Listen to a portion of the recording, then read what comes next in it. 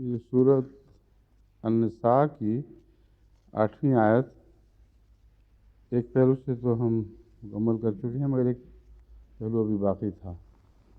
وہ بائبل میں اور اولڈ ٹیسٹمنٹ نیو ٹیسٹمنٹ دونوں جگہوں میں ورثے کا کیا تصور پایا جاتا ہے، اور اس ضمن میں اور کچھ بحثیں ہیں۔ یہودیت کا قانون کیا تھا، کیسے پھیلا، بہتر ہے موازنے کے طور پر اس کا بھی ذکر چل پڑے۔ اعوذ باللہ من الشیطان الرجیم، بسم اللہ الرحمن الرحیم۔ للرجال نصیب مما ترک الوالدان والاقربون وللنساء نصیب مما ترک الوالدان والاقربون مما قل منه وكثر نصیبا مفروضا۔ اور مردوں کے لیے بھی ایک معین حصہ ہے جو والدان یا اقرباء اس کے چھوڑیں، اس میں مردوں کے لیے بھی ایک حصہ ہے، اور عورتوں کے لیے بھی ایک حصہ ہے اس میں جو والدین اور اقرباء چھوڑیں۔ مما قل منہ و کثر، خواہ وہ تھوڑا ہو خواہ وہ زیادہ ہو، نصیب و مفروضہ، یہ ایک ایسا حصہ ہے جو فرض فرما دیا گیا، مقرر کر دیا گیا ہے۔ بائبل میں بھی جو ورثے کی تعلیم ملتی ہے، کچھ اس کا بھی جائزہ لینا چاہیے، اور اس ورثے کی تعلیم میں خصوصیت سے روحانی ورثے کا بھی ذکر آتا ہے، جبکہ قرآن کریم نے ورثے کی تقسیم میں مادی ورثے کی تقسیم فرمائی ہے، روحانی ورثہ بعض اعلیٰ اقدار سے وابستہ فرمایا ہے۔ اور بائبل میں روحانی ورثہ بھی یوں بیان ہوا ہے جیسے وہ باپ سے بیٹے میں جائے گا، مگر وہاں بھی انصاف نہیں ہے، بلکہ دھوکے سے بھی ورثہ پایا جا سکتا ہے۔ اور روحانی ورثہ کے لیے ذاتی خوبیاں ہونی ضروری نہیں، بلکہ کچھ اور شرائط ہیں، مثلا پہلوٹا بھی ضروری نہیں کہ پائے، اگر باپ اس کی وجہ کسی اور کو دے دے تو وہ بھی جائز ہے۔ تو وہاں ایک ایسا نظام ہے جس کا روحانی دنیا سے اصل میں تعلق کوئی نہیں، اس لیے اسے حقیقت میں بائبل کی تعلیم کے طور پر نہیں سمجھنا چاہیے، بلکہ بعد کی انسانی تعلیمات کا روحانی اور دینی تعلیمات میں داخل ہونا، یہ ہے مضمون جو ہمیں دکھائی دے رہا ہے۔ حقیقت میں یہ ناممکن ہے کہ اللہ تعالیٰ کی طرف سے روحانی ورثے کی اولاد میں اس طرح خود بخود منتقلی کو تسلیم کیا جائے، اور پھر جس طریق پر بائبل میں ذکر ملتا ہے وہ تو اللہ تعالیٰ کے تقدس کو جھٹلاتا ہے۔ وہ ناممکن ہے کہ خدا تعالیٰ کی طرف سے ان باتوں کو منسوخ کیا جائے۔ بس جہاں بھی اس کا کرٹیسزم، اس کی تنقید ہے، وہ حقیقت میں بائبل کی نہیں بلکہ بائبل نگاروں کی تنقید ہے، کیونکہ وہ ناممکن ہے کہ خدا کا کلام ہو۔ اس تمہید کے بعد اب میں ان کے ورثے کی تعلیم آپ کے سامنے رکھتا ہوں۔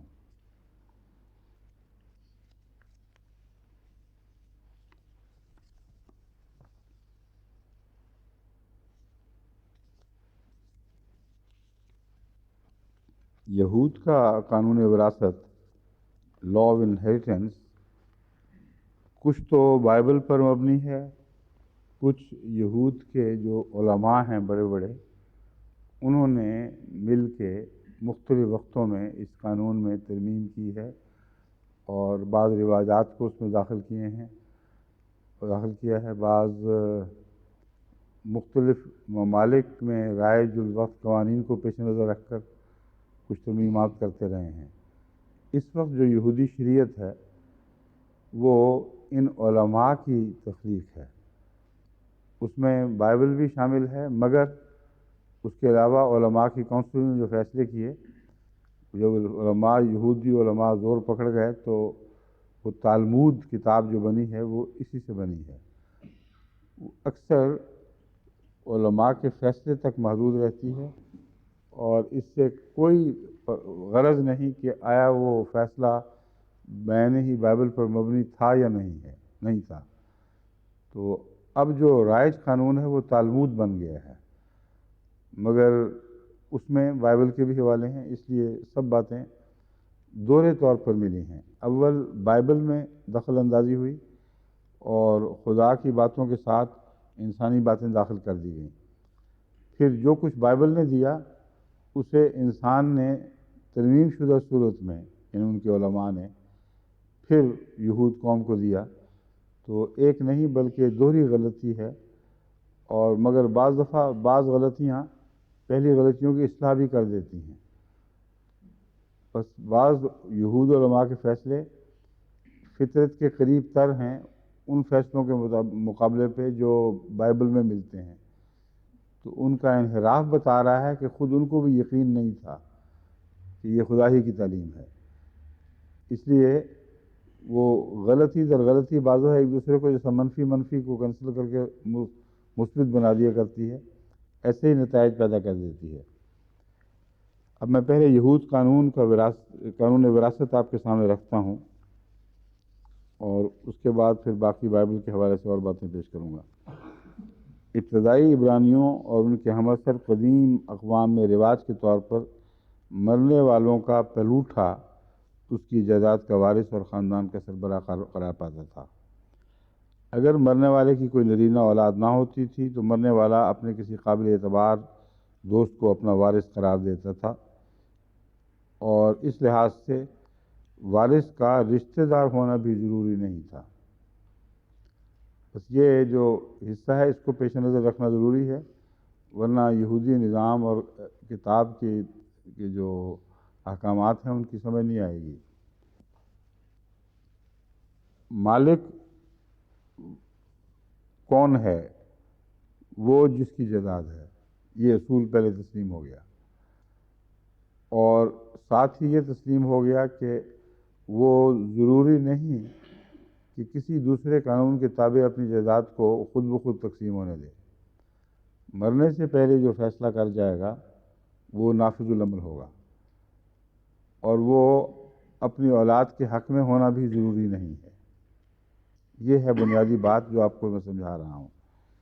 اس سلسلے میں وہ حضرت ابراہیم کا حوالہ پیش کرتے ہیں، یہ یہودی شریعت کی تعیین کرنے والے، یہودی شریعت کو منضبط کرنے والے پیدائش 15:3 کا حوالہ دیتے ہیں۔ 3:15 ہونا چاہیے یا 15:3؟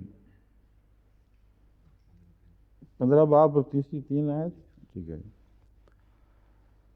ابراہیم جب اولاد سے مایوس ہوئے تو قریب تھا کہ وہ اپنے غلام الیعزر کو اپنا وارث قرار دے دیں۔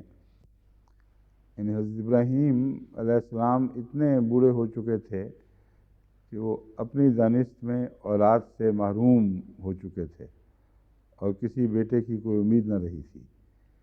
ایسے وقت میں ان کا ایک غلام الیعزر تھا، انہوں نے احتیاطاً اس کو وارث بنانے کا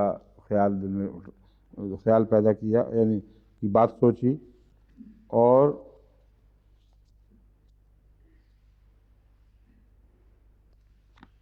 اس پر اللہ تعالیٰ نے جو بائبل کے بیان کے مطابق ان کو ہدایت فرمائی ہے وہ میں بتاتا ہوں۔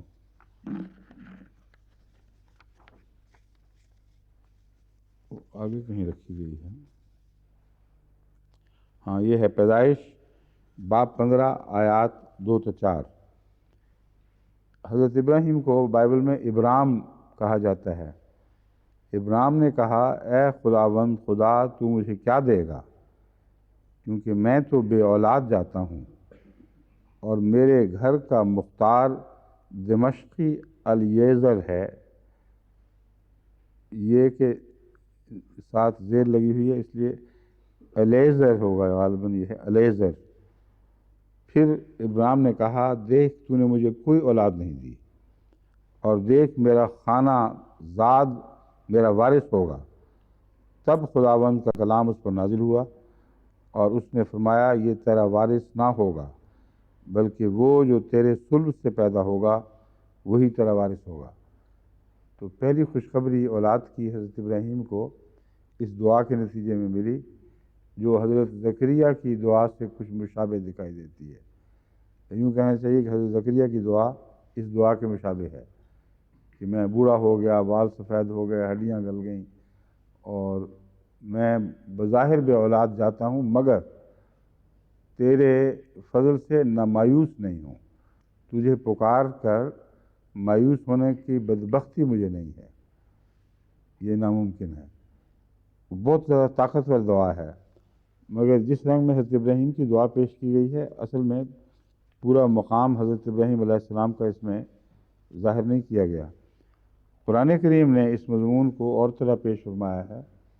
جب ابراہیم علیہ السلام کو خوشخبری ملی ہے تو انہوں نے پورے ایمان کا اظہار کیا ہے۔ ان کی بیگم حضرت سارہ کو متعلق آتا ہے کہ وہ کچھ پریشان ہوئیں اور اپنے بڑھاپے کا ذکر کر کے، اپنے بانجھپن ہونے کا، جوان ہونے کا ذکر کے تعجب کا اظہار کیا۔ وہ آیات اس وقت سامنے نہیں ہیں، اس لیے موازنہ ان کا نہیں کر سکتا۔ اگر آپ نکالیں تو پھر میں موازنہ کر لوں گا۔ سر دست اس آیت کی طرف واپس آتا ہوں جو بائبل سے لی گئی ہیں، یہ 2 آیات 3 آیات۔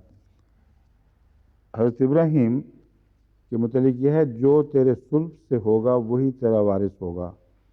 اب یہاں حضرت سائرہ یا حضرت ہاجرہ کی کوئی تفریق یہاں نہیں ملتی۔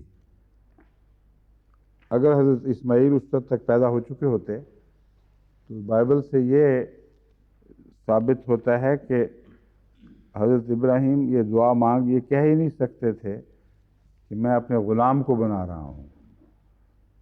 بس غلام کو بنانا بتا رہا ہے کہ آپ کا کسی طرف سے بھی کوئی بیٹا نہیں ہے۔ اس کے نتیجے میں اللہ تعالیٰ فرماتا ہے تیرا وارث وہی ہوگا جو تیرے صلب سے پیدا ہوگا۔ اور صلب سے کون پیدا ہوا ہے؟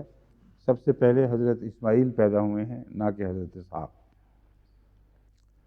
لیکن بائبل پھر ساتھ یہ بھی بتاتی ہے کہ ابراہیم نے اپنا سب کچھ اسحاق کو دیا، اور اپنی حرموں کے بیٹوں کو ابراہیم نے بہت کچھ انعام دے کر اپنے جیتے جی ان کو اپنے بیٹے اسحاق کے پاس سے مشرق کی طرف، یعنی مشرق کے ملک میں بھیج دیا۔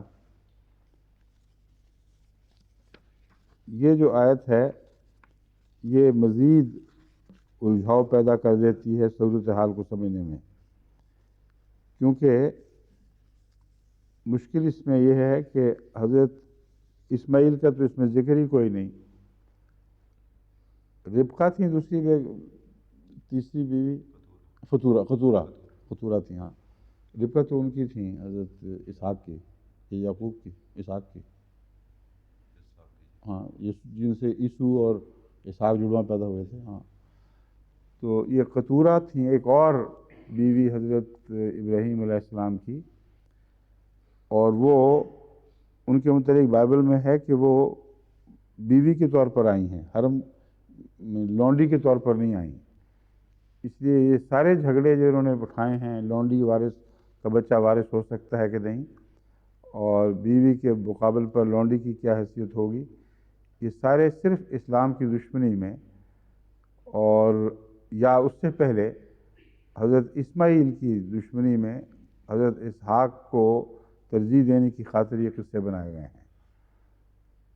ورنہ بائبل میں خود ایسی آیات موجود ہیں جو قطعیت سے اس فرق کی اجازت نہیں دیتی، اور یہ مسئلہ کہ لونڈی کے پیٹ سے ہوگا تو وارث نہیں ہو سکتا، یہ سب ان کی بناوٹ ہے، کیونکہ بائبل میں کہیں بھی اس کا ذکر نہیں سوائے اس کے کہ حضرت سارہ نے ابراہیم علیہ السلام کے سامنے یہ بات رکھی کہ یہ وارث نہیں ہوگا بلکہ میرا بیٹا وارث ہوگا۔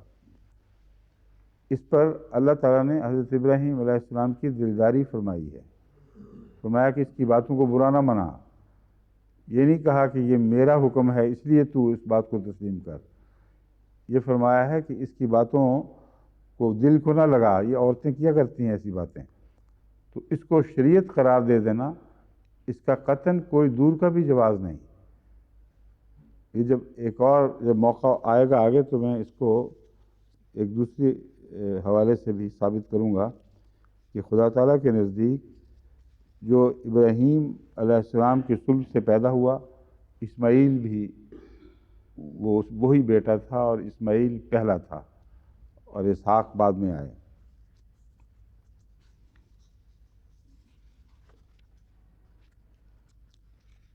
ابراہیم نے سب کچھ اسحاق کو دیا. یہ واقعہ حضرت اسماعیل کی اور حضرت اسحاق کی پیدائش کے بہت بعد کا واقعہ ہے.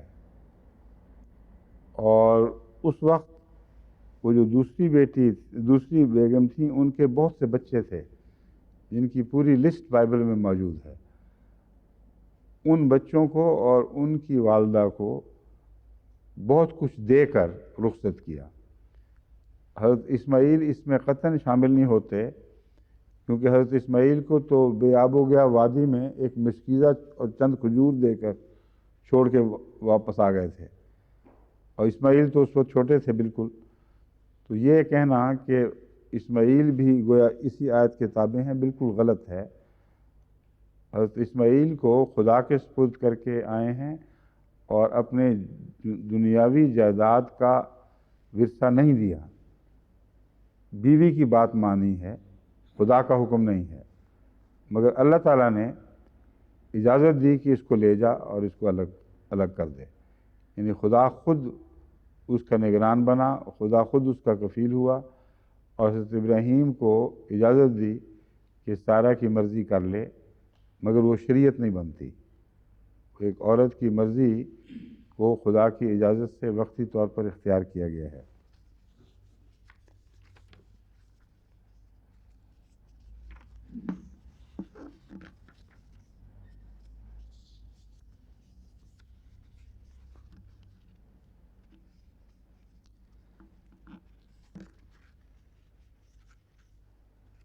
لونڈی کی بحث بھی قابل توجہ ہے، کیونکہ حقیقت یہ ہے کہ حضرت سارہ نے جو حضرت ہاجرہ کو پایا ہے وہ دراصل ایک شہزادی تھیں جو ان کے ساتھ رخصت کی گئی ہیں، اور وہ کوئی خریدی ہوئی لونڈی نہیں تھیں. اور حضرت سارہ نے خود حضرت ابراہیم علیہ السلام کو یہ کھل کے دلی خوشی سے اجازت دی کہ ان سے بیاہ کر لو تاکہ اولاد ہو. اس لیے جب وہ بیاہ ہو گیا تو لونڈی والا مسئلہ تو یہ پہلے بھی غلط ہے، اس طرح کی لونڈی تھی ہی نہیں، مگر وہ ساتھ خدمت کرتی تھیں، اس لیے ان کے لیے لونڈی کا لفظ استعمال کیا گیا ہے. مگر زر خرید لونڈی نہیں تھی، تحفہ میں ملی تھی.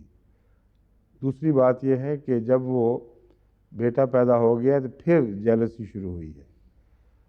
حضرت اسماعیل پیدا ہوئے اور بڑے ہوئے آنکھوں کے سامنے، پھر عورت کی رقابت جو ہے وہ بھڑک اٹھی ہے، اور اس کے بعد پھر خدا تعالیٰ نے وہ خوشخبری دی ہے حضرت اسحاق والی، اور حضرت اسحاق پیدا ہوئے تو حضرت اسماعیل کافی بڑے اور کھیلتے کودتے تھے. چنانچہ بائبل میں یہ بھی ذکر ملتا ہے کہ حضرت سارہ نے جو ان کو نکالنے کا کہا ہے وہ وارث غیر وارث کے جھگڑے کی وجہ سے نہیں کہا. عذر یہ رکھا کہ حضرت ابراہیم نے جب حضرت اسحاق کے پیدائش کی خوشی میں ایک بڑی دعوت دی تو اس وقت حضرت سارہ کو حضرت اسماعیل کا ہنسنا کھیلنا بہت برا لگا، اور انہوں نے اس رنگ میں کہا کہ یہ ٹھٹھے کرتا ہے، یعنی گویا مجھ پر اور میرے بچے پر مذاق اڑا رہا ہے. اتنے بڑے ہو چکے تھے کہ ان کے ٹھٹھے کرنے کا امکان پیدا ہو گیا تھا. اس وقت انہوں نے بے قرار ہو کے کہا کہ اب میں برداشت نہیں کر سکتی اس کو. اپنا بیٹا مل گیا ہے تب جا کر اس رقابت نے پورا سر اٹھایا اور کہا کہ ان کو لے جا، نکال دے. جہاں تک وراثت سے محرومی کا تعلق ہے، جہاں تک شریعت کا تعلق ہے جس کے تابع ابراہیم علیہ السلام تھے، ایک اگلا حوالہ میں آپ کے سامنے رکھتا ہوں، اس سے قطعی طور پر ثابت ہوتا ہے کہ سب جھوٹ قصہ بنا رکھا ہے۔ حقیقت میں بائبل کی روح سے ایسا نہ منظور تھا، نہ اللہ تعالیٰ نے حضرت ابراہیم کو یہ تعلیم دی ہے۔ حضرت حاجرہ پہ جو فرشتے اترے ہیں وہ کہاں ہیں؟ وہ اس وقت مطلب وہ فرشتے نہیں پوچھ رہا کہاں ہیں، وہ حوالہ کہاں ہے؟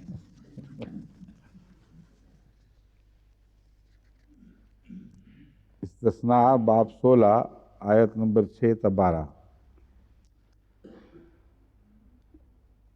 تب ساری، حضرت سائرہ کو ساری کہا گیا ہے، اس پر سختی کرنے لگی اور وہ اس کے پاس سے بھاگ گئی۔ یہ واقعہ جو ہے یہ ایک دفعہ پہلے ہو چکا تھا، اور جس وقت حضرت ابراہیم نے آخر میں رخصت کیا ہے، اس سے پہلے حضرت سارہ کی اولاد کو خدا تعالیٰ نے وارث ہونے کی خوشخبری دے دی تھی، بس حضرت حاجرہ کی اولاد کو۔ بس حضرت سارہ کا کہنا کہ یہ نہیں ہے بلکہ میرا بیٹا ہوگا، یہ خدا کے کلام کے مقابلے پر کوئی بھی حیثیت نہیں رکھتا۔ واقعات کو ان کی تاریخ کی ترتیب سے دیکھیں۔ اب اس مضمون پر غور کریں۔ تب ساری اس پر سختی کرنے لگی اور اس کے پاس سے بھاگ گئی، اور وہ خداوند کے فرشتہ کو بیابان میں پانی کے ایک چشمے کے پاس ملی۔ یہ وہی چشمہ ہے جو شور کی راہ پر ہے، اور اس نے کہا، اے ساری کی لونڈی ہاجرہ، تو کہاں سے آئی اور کدھر جاتی ہے؟ اب یہ لونڈی کے جہاں لفظ آئے ہیں یہ تحقیق طلب ہیں، اصل میں بائبل میں کیا تھا؟ اور ایک ایسی بائبل کا ہمیں علم ہوا ہے جو نسبتاً زیادہ قابل اعتماد ہے، اس پر ہم تحقیق کر رہے ہیں آج کل۔ اس میں اکثر بیانات وہی ہیں جو قرآن کریم نے دیے ہیں، اور بائبل کے مقابل پر اب تک جتنی ہم نے تحقیق کی ہے قرآن کی تائید کرتی ہے، اور وہ ایسی بائبل ہے جو مسلم ہے، اس کے متعلق کوئی مستشرق یہ اعتراض نہیں کر سکتا یہ بات کی بنائی ہوئی چیز ہے۔ اس کو عملاً نظر انداز کر رہے ہیں، کیونکہ اس کو اگر زیادہ اچھالیں اور لوگوں کے سامنے لائیں بار بار تو وہ قرآن کی بہت بڑی تائید کرتی ہے۔ یہ ہمارے جو میر لطیف صاحب ہیں جرمنی میں، ان کے سپرد میں نے ایک تحقیق کی تھی تورگم کے متعلق، چنانچہ انہوں نے تورگم کی تحقیق کے دوران یہ چیزیں نکالیں۔ تورگم ایک لفظ مشہور ہے کہ بائبل کا ایک نسخہ تورگم کہلاتا ہے، جو اس میں ارامائک زبان میں ہے۔ اس کے متعلق کوئی خاص اہمیت نہیں دی گئی، کوئی یہ نہیں سوچا گیا کہ کوئی غیر معمولی چیز ہے، انہوں نے کہا ہاں ارامائک نسخہ بھی ایک ہے۔ لطیف صاحب کو چونکہ شوق ہے تحقیق وغیرہ کا، ان کے سپرد میں نے یہ کیا کہ تورگم کو نکالیں، اچھی طرح دیکھیں، اس کے حقائق معلوم کریں۔ ان کا جو پہلا پیپر مجھے ملا ہے وہ اللہ تعالیٰ کے فضل سے بہت ہی امید افزا ہے، اور بہت سے شیریں پھل اس سے ملے ہیں۔ ایک تو لفظ تورگم ترجمہ ہے اصل میں، اور یہ بادشاہ خورس جب آئے ہیں فلسطین کو دوبارہ آباد کرنے کے لیے، یروشلم کو، تو اس وقت جو ان کے رابطے ہوئے تھے یہودیوں سے، اس زمانے میں فارسی زبان اور ہیبرو زبان نے مل کر جو زبان پیدا کی اس کا نام ارامائک ہے۔ اس لیے بعض علماء کا یہ کہنا کہ ارامائک زبان محض ہیبرو کی بول چال کی قسم میں غلط ہے۔ اس میں جو بائبل اس وقت منضبط کی گئی ہے وہ قدیم ترین سب سے قابل اعتبار نسخہ ہے اصل میں، کیونکہ وہ ہیبرو کے ساتھ ایک ملتی جلتی زبان جو فارسی اور ہیبرو کے امتزاج سے وجود میں آئی ہے، اس میں براہ راست اس وقت کی موجود بائبل کا ترجمہ کیا گیا ہے، اور وہ نیوٹرل آدمیوں کا ترجمہ ہے، اور یہود علماء ان مترجمین کے خلاف ایک ادنا سے بھی اعتراض نہیں کر سکتے، نہ کرتے ہیں۔ یہ تورگم جس کو تورگم کہتے ہیں، دراصل فارسی لفظ ترجمہ ہے۔ اس میں جو باتیں بیان ہوئی ہیں وہ جہاں تک ہم موازنہ کر سکیں اب تک، جہاں بھی قرآن کریم سے بائبل نے اختلاف کیا ہے، آج کل کی بائبل نے، وہاں تورگم نے قرآن کی تائید کی ہے اور بائبل کو جھٹلایا ہے، جس سے پتہ چلتا ہے کہ ایک ذخیرہ ہے معلومات کا بہت بڑا، جس سے انشاءاللہ آئندہ بھی بہت سے مسائل حل ہوں گے۔ وہاں جو لفظ ہے وہ بھی دیکھنا چاہیے کہ یہ لونڈی کا لفظ ہے یا کچھ اور لفظ ہے۔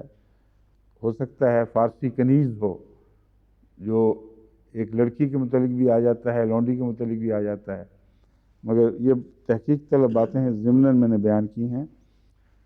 اب میں اس کی طرف آتا ہوں۔ لونڈی کی اے سائری کی لونڈی حاجرہ، تو کہاں سے آئی اور کدھر جاتی ہے؟ اس نے کہا میں اپنی بیوی سائری کے پاس سے بھاگ آئی ہوں۔ خداوند کے فرشتے نے اس سے کہا تو اپنی بیوی کے پاس لوٹ جا اور اپنے کو اس کے قبضے میں کر دے، اور خداوند کے فرشتے نے اس سے کہا کہ میں تیری اولاد کو بہت بڑھاؤں گا، یہاں تک کہ کثرت کے سبب سے ان کا شمار نہ ہو سکے گا۔ اور خداوند کے فرشتے نے اس سے کہا کہ تو حاملہ ہے اور تیرے بیٹا ہوگا، اس کا نام اسماعیل رکھنا، اس لیے کہ خداوند نے تیرا دکھ سن لیا۔ وہ گور خر کی طرح آزاد مرد ہوگا، اس کا ہاتھ سب کے خلاف اور سب کے ہاتھ اس کے خلاف ہوں گے، اور وہ اپنے سب بھائیوں کے سامنے بسا رہے گا۔ یہ ہے حضرت اسماعیل کو اللہ تعالیٰ کی خوشخبری آپ کی پیدائش سے پہلے، اور معلوم ہوتا ہے کہ حضرت حاجرہ ان دکھوں کی وجہ سے جو سائرہ کی طرف سے پہنچتے رہے، پہلے بھی دل برداشتہ ہو کے بھاگی تھیں۔ اس وقت ان کو علم نہیں تھا کہ وہ حاملہ ہو چکی ہیں۔ تب خدا کے فرشتے نے نازل ہو کر بتایا کہ تو حاملہ بھی ہے اور ابراہیم کی نسل تجھ سے جاری ہوگی، اور جو وعدے ابراہیم سے کیے گئے ہیں کہ تیری نسل پھیلے گی، انہی الفاظ میں یہ وعدہ حضرت اسماعیل کے متعلق موجود ہے۔ اس لیے وہ بات کا وہ حوالہ جس میں سارہ کہتی ہیں کہ لونڈی ہے اور اس کا بچہ ہے، یہ وارث نہیں ہو سکتے، یہ اس حوالے کے مقابل پر کوئی حیثیت نہیں رکھتا۔ یہ خدا کا کلام ہے، فرشتے نے حضرت حاجرہ کو خود خوشخبری دی ہے، اور اس کے مقابل پر حضرت سائرہ پر بائبل میں بھی کہیں فرشتہ اترنے کا ذکر نہیں ہے کہ براہ راست فرشتہ حضرت سائرہ پر اترا ہو اور آپ کی اولاد کو خوشخبری دی ہو۔ بس حضرت اسماعیل کا حضرت ابراہیم کی پشت سے ہونا اور خوشخبریوں کا وارث ہونا بائبل سے قطعی طور پر ثابت ہے۔ اب جو اس کے مقابل پر وہ حوالہ دیتے ہیں وہ اتنا ہے صرف، ابراہیم نے جب دودھ چھڑایا ہے حضرت اسحاق کا، اس وقت دعوت دی ہے، اور 2 سال کا یا اس کے لگ بھگ بچہ ہوگا جب دودھ چھڑایا گیا ہے، اور سارہ نے دیکھا کہ حاجرہ مصری کا بیٹا جو اس کے ابراہیم سے پیدا ہوا تھا، اب یہاں بھی ابراہیم سے پیدا ہوا تھا، اس کی نسل ہونے کی طرف اشارہ اس میں ملتا ہے، ٹھٹھے مارتا ہے۔ تب اس نے ابراہیم سے کہا کہ اس لونڈی کو اور اس کے بیٹے کو نکال دے، کیونکہ اس لونڈی کا بیٹا میرے بیٹے اسحاق کے ساتھ وارث نہ ہوگا۔ یہ جو وارث نہ ہوگا کا حکم ہے، یہ خدا کا حکم نہیں ہے، بلکہ ایک سوکن کا حکم ایک سوکن کے بچے کے خلاف ہے۔ اور اس سے پہلے جس کو لا وارث کہہ رہی ہیں، غیر وارث کہہ رہی ہیں، ان کے وارث ہونے کی خدا خوشخبری خود دے چکا ہے، پیدائش سے بھی پہلے دے چکا ہے، تو اسے حضرت سائرہ کا قول کیسے منسوخ کر سکتا ہے؟ ابراہیم کو اس کے بیٹے کے باعث یہ بات نہایت بری معلوم ہوئی۔ اب بتائیں اللہ کا کلام ہوتا تو ابراہیم علیہ السلام کو ایسی بری معلوم ہوتی، اور پھر خدا ان کی دلداری کرتا۔ خدا نے ابراہیم سے کہا کہ تجھے اس لڑکے اور اپنی لونڈی کے باعث برا نہ لگے، جو کچھ سارہ تجھ سے کہتی ہے تو اس کی بات مان، کیونکہ اسحاق سے تیری نسل کا نام چلے گا، اور اس لونڈی کے بیٹے سے بھی میں ایک قوم پیدا کروں گا، اس لیے کہ وہ تیری نسل سے ہے۔ اب بتائیں، کہاں گیا ان کا تانا بانا جو انہوں نے فرضی بنا کر رکھا ہوا ہے؟ کچھ بھی باقی نہیں رہتا اس حوالے کے سامنے. یہ دو حوالے اکٹھے پڑھیں، دو اقتباسات اکٹھے پڑھیں تو ان کی جو وراثت کا تصور باندھ رکھا ہے اس کی تارپود نکل جاتی ہے. لیکن جو نیو ٹیسٹامنٹ ہے وہ اسی راگ کو الاپتی چلی جا رہی ہے. گلیتیون جو گلیٹینز کہلاتے ہیں انگریزی میں، اس میں لکھا ہے باب 4 آیت 28 سے 31، بس اے بھائیو ہم اسحاق کی طرح وعدہ کے فرزند ہیں. کیونکہ ان کے نزدیک صرف اسحاق سے وعدہ ہے، حالانکہ خود بائبل بتا رہی ہے کہ اسحاق سے بھی وعدہ ہے، اسماعیل سے بھی وعدہ ہے، ابراہیم کی نسل سے دونوں کو قرار دیا جا رہا ہے. اور نام چلنا فرمایا ہے، لیکن برکتوں سے محروم حضرت اسماعیل کو نہیں کیا گیا، بلکہ برکات کی خوشخبریوں کا وارث قرار دیا جا رہا ہے. نام چلنے سے مراد یہ ہے کہ اسحاق کی نسل دیر تک حضرت ابراہیم کا ورثہ پائے گی. لیکن دوسری جگہ بائبل میں ایسی آیات ہیں جن سے پتہ چلتا ہے کہ حضرت ابراہیم کے نام کی سلامتی اسماعیل کی نسل سے وابستہ ہوگی، جو آخرین میں یاد کیا جائے گا. اور درود شریف میں ابراہیم کا نام دراصل اسی وعدے کے مطابق ہے، مگر یہ چونکہ مضمون اصل سے دور ہٹ جائے گا، اس لیے سردست اس کو میں چھوڑ کے واپس اس مضمون کی طرف آتا ہوں. وہ کہتی ہے گلیتیون، ہم اسحاق کی طرح وعدے کے فرزند ہیں، اور جیسے اس وقت جسمانی پیدائش والا روحانی پیدائش والے کو ستاتا تھا، ویسے ہی اب بھی ہوتا ہے. اب یہ بھی بڑی ٹیل بات ہے. بات تو اب ظاہر اپنی مرضی کی کر رہے ہیں، لیکن منہ سے سچی بات نکل گئی ہے. جسمانی پیدائش والا روحانی پیدائش والے کو ستاتا ہے، وہ الٹ ہے بات.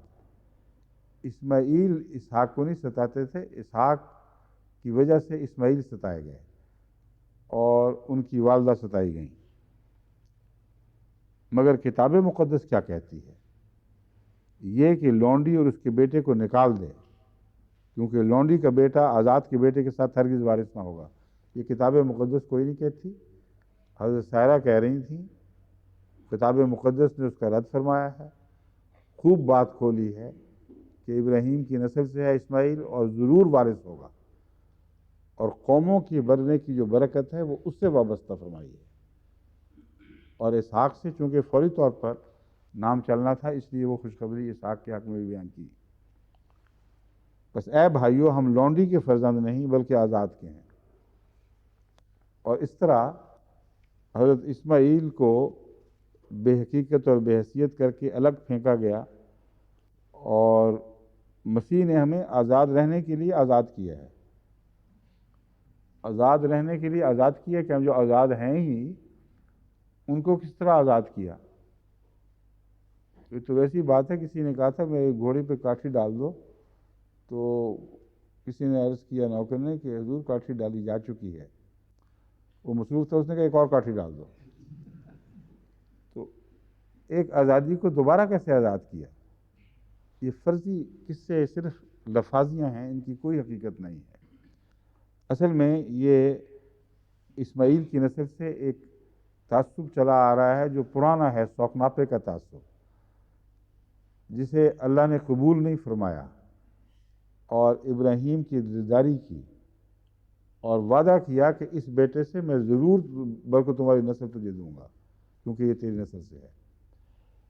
یہ تو ایک پہلو ہے. دوسرا یہ ہے کہ بائبل کی تعلیم میں جو اب ہمارے سامنے ہے وراثت کی، یہ عجیب و غریب تعلیم ملتی ہے کہ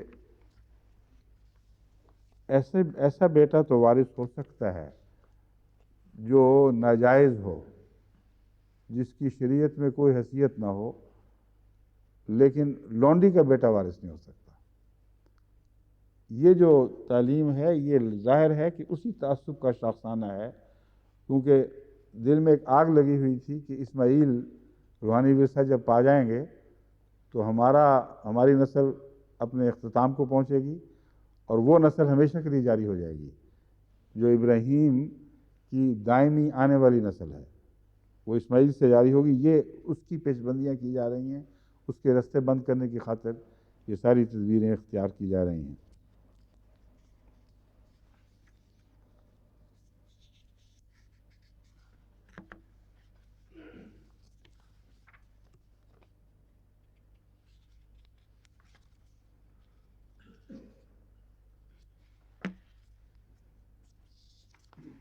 وہ کہاں گئی وہ ان کی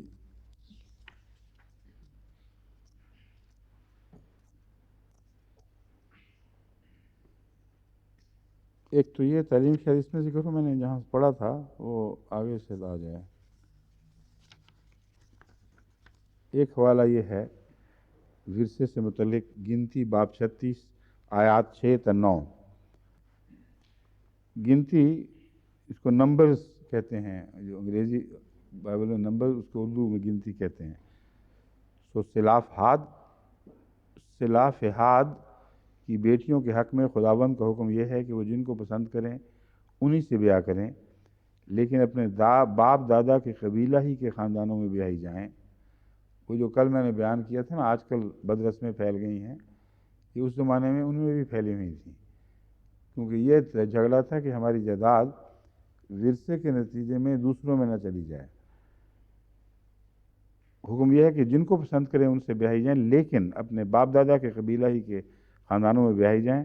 یوں بنی اسرائیل کی میراث ایک قبیلے سے دوسرے قبیلے میں نہیں جانے پائے گی، کیونکہ ہر اسرائیلی کو اپنے باپ دادا کے قبیلے کی میراث کو اپنے قبضہ میں رکھنا ہوگا۔ اور اگر بنی اسرائیل کے کسی قبیلہ میں کوئی لڑکی ہو جو میراث کی مالک ہو، تو اپنے باپ کے قبیلہ کے کسی خاندان میں بیاہ کرے، تاکہ ہر اسرائیلی اپنے باپ دادا کی میراث پر قائم رہے۔ یوں کسی کی میراث ایک قبیلے سے دوسرے قبیلے میں نہیں جانی پائے گی، کیونکہ بنی اسرائیل کے قبیلوں کو لازم ہے کہ اپنی اپنی میراث اپنے قبضے میں رکھیں۔ یہ گنتی کا حوالہ ہے۔ لیکن جہاں تک پیلوٹے کا تعلق ہے، یہ بات قطعیت سے ثابت ہے بائبل سے کہ خواہ کوئی کسی بیوی کو زیادہ پسند کرے، کسی کو کم پسند کرے، اگر کسی بیوی سے نفرت بھی ہو اور وہ پہلے بچہ جن دے تو اصل وارث وہی ہوگا، اور کسی خاوند کی ذاتی محبت اس خدائی قانون کو تبدیل نہیں کر سکتی کہ جو پیلوٹا ہوگا وہ وارث ہوگا۔ بعد میں جو حوالے آئے ہیں پیلوٹے کو غیر وارث کرنے والے، وہ عجیب و غریب حوالے ہیں، میں اس وقت ان کو چھوڑتا ہوں۔ اس پر ذرا توجہ فرمائیے کہ اگر کسی مرد کی دو بیویاں ہوں اور ایک محبوبہ اور دوسری غیر محبوبہ ہو، اور محبوبہ اور غیر محبوبہ دونوں سے لڑکے ہوں، اور پیلوٹا بیٹا غیر محبوبہ سے ہو۔ اب یہ لفظ ہے جو ان کو اہل کتاب کو جکڑ لیتا ہے۔ پیلوٹا بیٹا کس کو کہتے ہیں؟ یہ حضرت اسماعیل کو یا حضرت اسحاق کو کہتے ہیں؟ اسحاق پیلوٹا بیٹا ہے۔ کیا وہ غیر محبوبہ کا بیٹا تھا اور پہلے ہوا تھا، یا محبوبہ کا بیٹا تھا اور بعد میں ہوا تھا؟ ان کے نزدیک حقیقت میں محبوبہ کا بیٹا بعد میں ہوا ہے، اور غیر محبوبہ حضرت ہاجرہ کہلائیں گی، حضرت سارہ نہیں کہلائیں گی اس تعلق میں۔ تو جب وہ اپنے بیٹوں کو اپنے مال کا وارث کرے تو محبوبہ کے بیٹے کو غیر محبوبہ کے بیٹے پر، جو فی الحقیقت پہلوٹا ہے، فوقیت دے کر پہلوٹا نہ ٹھہرائے، بلکہ وہ غیر محبوبہ کے بیٹے کو اپنے سب مال کا دونا حصہ دے کر اسے پہلوٹا مانے، کیونکہ وہ اس کی قوت کی ابتدا ہے اور پہلوٹے کا حق اسی کا ہے۔ یہ جو شریعت نازل ہوئی ہے، یہ حضرت ابراہیم علیہ السلام کے دراصل بعد میں نازل ہوئی ہے، کیونکہ اس مضمون کو اگر سمجھیں تو شریعت کی روح سے جو بعد میں نازل ہوئی، کسی کو یہ حق نہیں ہے کہ اپنے پہلوٹے کو اس کے وراثتی حق سے محروم کرے، جو یہ ہے کہ تقسیم کے وقت اسے دگنا دیا جائے گا، اور غیر پہلوٹوں کو ایک حصہ، یعنی جس طرح اسلام میں لڑکے اور لڑکی کا فرق ہے، اس طرح پہلوٹے اور غیر پہلوٹوں کا فرق بائبل میں ہے۔ یہ آیت حضرت ابراہیم پر ویسے اطلاق نہیں پاتی. میں نے ضمن بات کی تھی کہ وہاں یہ چونکہ مانتے ہیں کہ گویا یہ شریعت پیچھے بھی کام کر رہی ہے، اس لیے میں نے الزامی جواب کے طور پر بات کی تھی. حقیقت یہ ہے کہ یہ بعد کے زمانے کی تعلیم ہے، حضرت ابراہیم سے اس کا تعلق نہیں، کیونکہ حضرت ابراہیم علیہ الصلاۃ والسلام کو خدا نے جو وقتاً فوقتاً احکام دیے ہیں، اگر بائبل نے ان کا صحیح اندراج کیا ہے تو اس کی روح سے آپ نے اپنے پہلوٹھے کو دنیاوی مال کچھ نہیں دیا، جو حضرت اسماعیل تھے پہلوٹھے تھے. خدا کہتا ہے تیری صلب سے ہے اس لیے تیرا بیٹا ہے. پہلے پیدا ہوئے، اس کو بائبل تسلیم کرتی ہے اور پہلوٹھا نہیں مانتی. یہ اس کی ضد ہے، اس کے پاس کوئی دلیل نہیں. بس اگر یہ شریعت حضرت ابراہیم پر اطلاق پاتی تو لازم تھا کہ حضرت سارہ کی مرضی ہوتی یا نہ ہوتی، حضرت اسماعیل کو اپنی جائیداد میں سے دگنا دیتے. پھر جہاں تک حضرت اسحاق کا دوسری بیوی کے بچوں سے موازنہ ہے، قطورہ کی اولاد کو بھی آپ نے عملاً لاوارث کر دیا، کیونکہ زندگی میں کچھ دے کر رخصت کر دیا اور وہ مشرق کی طرف کسی ملک میں جا کے آباد ہو گئے. اور جہاں تک حضرت اسحاق ہیں، وہ اکیلے رہ جاتے ہیں پھر وارث بننے کے لیے.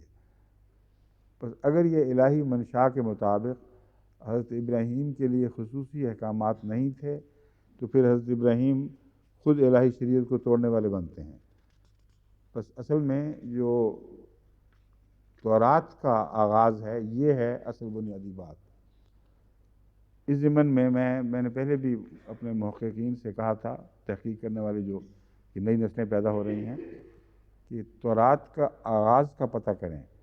قرآنی حوالوں سے تو پتہ چلتا ہے کہ تورات کا آغاز دراصل حضرت یعقوب کے زمانے میں ہوا ہے، اور اس کے بعد سے پھر مختلف انبیاء پر جو وہی نازل ہوتی رہی شریعت کے مطابق، یعنی شریعت کے بیان کے لیے، وہ کچھ سلیبز میں پتھر کے سلوں پر درج ہوتی رہی، اور انہی سلوں کی طرف حضرت موسیٰ کو بلایا گیا اور غار میں لے جا کر دکھائی گئیں کہ یہ وہ سلیں ہیں جن میں تمہارے لیے تعلیم ہے.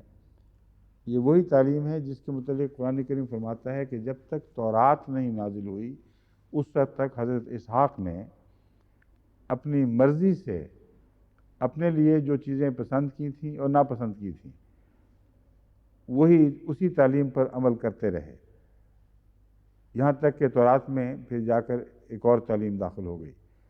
مگر حضرت اسحاق کے تعلق میں تورات کا بھی ذکر ہے جو بعد میں آئی ہے، ان تعلیمات کے جو تعلیمات آپ کے نفس کی فطرت کی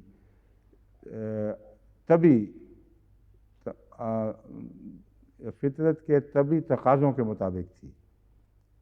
ایک وقت میں وہی شریعت چل رہی ہے حضرت یعقوب کی نسل میں، یعنی حضرت یعقوب کے زمانے میں. پھر تورات نازل ہو جاتی ہے اور اس میں کچھ تبدیلیاں واقع ہوتی ہیں. قرآن فرماتا ہے جب تک تورات کی تعلیم نہیں آئی وہی ان کے لیے خدا کی تعلیم، خدا کی نازل کردہ شریعت کا حکم رکھتی تھی. تو یہ تو نہیں ہو سکتا کہ اس واقعہ کے بعد موسیٰ کے وقت تک پھر مکمل خلا ہوا ہو، ورنہ حضرت یعقوب کے حوالے سے خدا تعالیٰ تورات کی بات نہ کرتا. اور موسیٰ کو جو سلیبز دی گئی ہیں وہ کہاں سے آ گئیں، پھر وہ کیا تھی، ان کی حیثیت کیا تھی، اور پھر موسیٰ کو تورات دینے کا کیوں ذکر نہیں کرتا. یہ جو چیزیں ہیں ان کو اکٹھا پڑھیں تو واضح طور پر جو تاریخ آنکھوں کے سامنے ابھرتی ہے وہ یہ ہے کہ تورات ایک وسیع زمانے پہ پھیلی ہوئی الہی احکامات کی کتاب ہے، جو موسیٰ سے پہلے اور یعقوب کے بعد یا یعقوب کے زمانے کے آخری حصے میں جاری ہو چکی تھی. اور مختلف انبیاء پر تورات نازل ہوتی رہی اور اس کو جمع کیا گیا ہے اصل تورات کو خدا نے تختیوں پر یا پتھروں پر کندہ کروایا اور حضرت موسیٰ کے سپرد ایک وہ حصہ کیا ہے، اور اس کے علاوہ کچھ تعلیمات حضرت موسیٰ کو دی گئی ہیں۔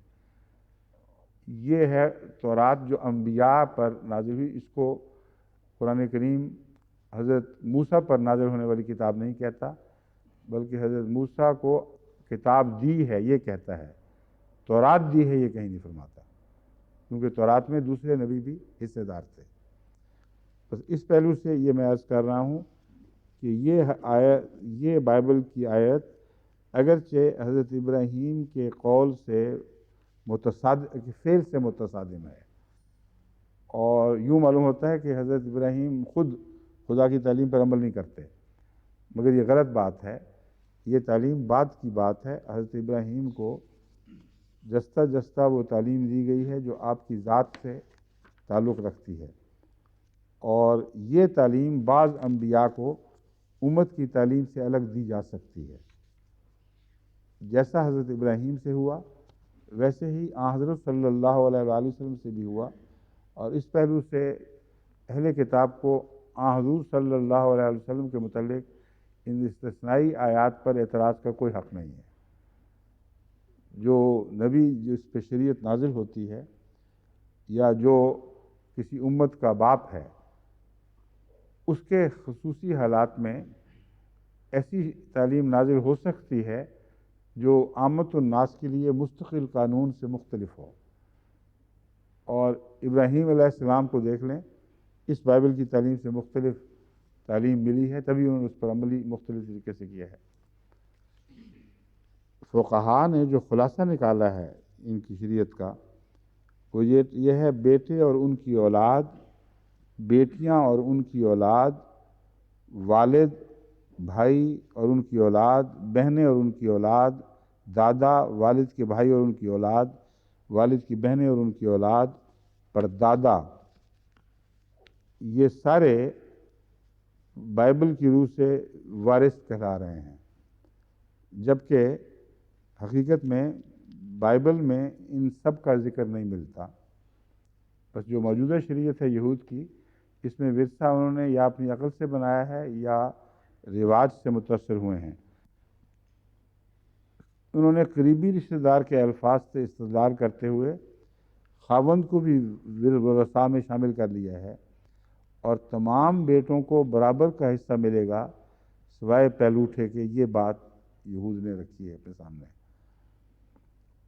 جو بیٹا والد کی وفات کے بعد پیدا ہوگا، اسی طرح غیر قانونی بیٹا اللیجیٹیمیٹ بھی والد کے جائز وارث ہوں گے۔ جو بھی بعد میں پیدا ہو وہ بھی وارث ہو جائے گا، اور یعنی اگر حاملہ ہے کوئی ماں تو اس وقت تک تقسیم نہیں کی جائے گی جب تک کہ وہ بیٹا پیدا نہ ہو اور اس کو دیکھا جائے کہ کتنے حصے کا وارث بنتا ہے، ورنہ اگر وہ مردہ پیدا ہو تو پھر کچھ بھی نہیں ملے گا۔ اگر وہ لڑکا ہو تو خیر، لڑکی ہو، دونوں کو برابر ہی ملتا ہے نا اس میں، ہاں برابر، صرف پلوٹے کو دگنا ملتا ہے۔ کہتے ہیں جو بیٹا والد کی وفات کے بعد پیدا ہوگا وہ بھی وارث ہوگا۔ جو غیر قانونی بیٹا، یعنی مطلب ہے اللیجیٹیمیٹ چائلڈ، جس کے لیے اردو میں جو لفظ ہے وہ بڑا خطرناک سا ہے، وہ بھی والد کے جائز وارثوں میں شامل ہوگا۔ البتہ لونڈی یا غیر یہودی عورت سے پیدا ہونے والی اولاد وارث نہیں ہوگی۔ اب یہ انہوں نے تعلیم بنا لی ہے۔ ایک طرف اسلام پر یہ الزام لگاتے ہیں کہ لونڈیوں کی باتیں کرتا ہے، اور لونڈیوں کو بغیر کسی نکاح کے بیوی کے طور پر استعمال میں لانے کی اجازت دیتا ہے۔ یہ تمام مستشرقین بڑھ بڑھ کر اسلام کے خلاف باتیں کرتے ہیں، اور یوں باتیں کرتے ہیں گویا اسلام ہی نے لونڈی کی تعلیم دی ہے اور اسلام ہی نے غلامی کو طاقت بخشی ہے۔ حالانکہ جو غلام اور لونڈی کی تعلیم ان کے ہاں ملتی ہے وہ اتنی بھیانک ہے کہ لونڈی کا بیٹا ہو جائے تو وہ غیر وارث رہے گا، حرام کی اولاد ہو تو وارث ہوگی۔ اب موازنہ دیکھیں اسلام کے ساتھ، اسلام فرماتا ہے کہ اگر لونڈی کا بیٹا ہو جائے تو وہ بیوی کی طرح شمار ہوگی، اس کے بعد اسے لونڈی کہنے کا کوئی حق نہیں ہے، وہ ماؤں میں سے ایک ماں بن جاتی ہے۔ کتنی اعلیٰ اور روشن الہی تعلیم ہے۔ بس اس پہلو سے یہ جو بھیانک تصور ہے غلام کا اور لونڈی کا اور ایک انسان کی آزادی کا، اس حد تک کچھ لے جانا کہ اس کی اولاد بھی پھر آگے غلام در غلام پیدا ہوتی چلی جائے، یہ تصور اسلام نے بالکل ملیا میٹ کر کے رکھ دیا ہے۔ اور اصل آزادی اسلام نے دلائی ہے انسان کو، اور ان کے جو لغو حملے ہیں ان کی کوئی بھی حقیقت نہیں۔ بائبل کی روح سے تو غلام لونڈی تو ہے انسان ہی نہیں ہے، کچھ بھی ان کی حیثیت نہیں۔ اور دوسرا بائبل کی روح سے یہ قطعی طور پر ثابت ہے کہ وہ عورتیں ورثے میں بانٹی جاتی تھیں، اور عورتیں وارث اس لیے نہیں ہو سکتی تھیں، یہ بعد میں انہوں نے عورتوں کو وارث کیا ہے، لیکن اس سے پہلے عورتوں کے ورثے کا کوئی تصور نہیں تھا۔ پہلا تصور جو عورتوں میں ورثے کا پیدا ہوا ہے وہ ایک عورت حضرت موسیٰ علیہ السلام کی خدمت میں حاضر ہوئی اور عرض کیا کہ میری بیٹیاں ہیں اور ان کا ورثے کے متعلق کیا حکم ہے۔ تو اس پر حضرت موسیٰ علیہ السلام پر جو آیات نازل ہوئی ہیں ان کی روح سے اگر بیٹا نہ ہو تو پھر بیٹیوں کو ورثہ ملے گا۔ یہ ہے اصل بنیادی تعلیم۔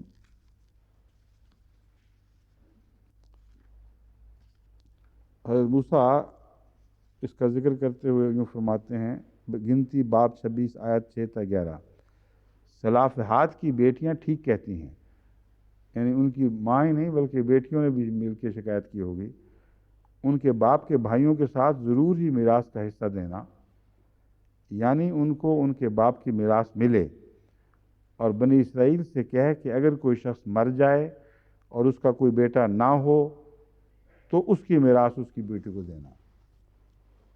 مشروط ہے، اگر بیٹا نہ ہو تو پھر بیٹیاں وارث ہوں گی۔ اس لیے بعد میں تالمود نے اگر اس تعلیم کو بدلا ہے تو ان کے پاس کوئی جواز نہیں ہے، کوئی سند نہیں ہے۔ یہ اسلام میں لڑکے کو 2 حصے اور عورت کو لڑکی کو 1 حصے پر تو اعتراض کرتے ہیں، مگر اپنی تعلیم نہیں دیکھتے کہ بیٹا اگر ہو جائے تو بیٹیوں میں صف ماتم بچ جائے گی کہ کیا مصیبت آ گئی ہے، ایک ایک پائی سے محروم کر دی جائیں گی۔ اس لیے اسلامی تعلیم کے ساتھ بائبل کی تعلیم کا موازنہ کر کے دیکھیں تو کوئی نسبت ہی نہیں رہتی۔ مگر میں پھر متنبہ کر رہا ہوں کہ بعید نہیں کہ اس تعلیم پر یہود کاتبوں کا اثر پڑ گیا ہو، رواج کا اثر پڑ گیا ہو، یا اس زمانے کے حالات میں ایک معاشرے سے رفتہ رفتہ نکال کر خدا تعالیٰ اندھیرے سے روشنی کی طرف لا رہا ہو۔ اس پہلو سے احکامات فوری اور اچانک تبدیلی پیدا کرنے والے نہیں ہوتے۔ یہ بھی ایک مضمون ہے جسے سمجھنا ضروری ہے۔ قرآن کریم نے بھی ایسے احکامات نازل فرمائے جن سے رفتہ رفتہ تربیت ہوئی ہے اور رفتہ رفتہ اندھیروں سے روشنی میں نکالا گیا ہے۔ یہی وجہ ہے کہ غلام اور لونڈی کو اچانک ناجائز قرار نہیں دیا گیا، بلکہ کچھ وقت لگا ہے، اور ناجائز قرار دینے کے ایسے طریقے اختیار کیے ہیں کہ اگر اسلام ان پر عمل کرتا، یعنی قرآن کریم کی تعلیم پر مسلمان عمل کرتے، تو لونڈی اور غلام کا کوئی وجود ہی باقی نہ رہتا، کلیتاً مٹ جانا تھا۔ بہت ہی حکمت کے ساتھ ایک جاری ساری رواج کو اچانک کالعدم کر کے، جس کا اقتصادیات پر بہت صدمہ، اقتصادیات پر بہت گہرا اثر پڑتا اور چوٹ پڑتی، اس کی بجائے ایک تدریج اختیار فرمائی گئی ہے۔ اس پہلو سے بعض احکامات بائبل کے جو بظاہر خلاف فطرت دکھائی دیتے ہیں اور محسوس ہوتا ہے کہ یہ ایک نقص ہے، ضروری نہیں کہ وہ مصنوعی طور پر بعد میں داخل کیے گئے ہوں۔ اس زمانے کے رواج تھے، انسان کا معاشرہ رفتہ رفتہ ترقی کر رہا تھا، اور ایک ہی دن میں سویلائزیشن نے دنیا کو روشن نہیں کیا ہے، ایک جاری سلسلہ ہے۔ بس بعض اندھیروں سے نکالنے کے لیے فطرت انسانی کو ملحوظ رکھتے ہوئے آہستہ روی اختیار کی جاتی ہے، رفتہ رفتہ نکالا جاتا ہے۔ بس میں سمجھتا ہوں کہ ورثے کی تعلیم میں بھی ہمیں اعتراضات میں جلدی نہیں کرنی چاہیے، کیونکہ یہ ایک ارتقائی صورت ہے جس کے آخر پر اسلام نازل ہوا ہے، اور اسلام میں بھی وہی تدریجی رخ ہمیں صاف دکھائی دیتا ہے۔ اگر وہاں اعتراض کریں گے تو پھر بعض جگہ موقعوں پر آ کر اسلام بھی محل اعتراض میں ٹھہرے گا، اس پر بھی اعتراض وارد ہو سکتے ہیں، مگر یہ الہی حکمتوں کا بیان ہے۔ اصل میں شریعتیں اس طرح نازل ہوئی ہیں، روایات کو ایک دم کالعدم قرار نہیں دیا گیا، رفتہ رفتہ انسان کو پرانی عادتوں سے نکال کر آزادی کی طرف منتقل کیا گیا ہے۔ ہاں،